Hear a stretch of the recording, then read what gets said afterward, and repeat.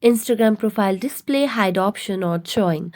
Hello everyone, welcome to this channel. I'm Emily and I'm here to help you out today. So without any delay, let's get started.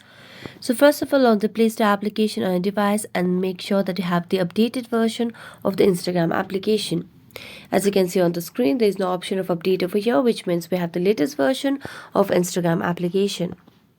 So all we have to do over here is tap on open and it will lead us to Instagram application. Make sure that you're logged into your account. Now tap on your profile at the bottom right corner of the screen. Then tap on the hamburger icon at the top right corner of the screen again, and then scroll down and tap on Creator Tools and Controls. Now make sure that you have a professional account, because when you don't have a professional account, the issue of profile display hide option will not be shown. So as you can see, I already have a professional account by watching at my profile which shows professional dashboard.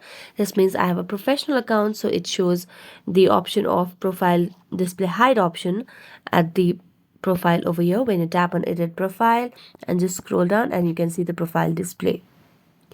So that's it. Thank you so much for watching this video. See you next time.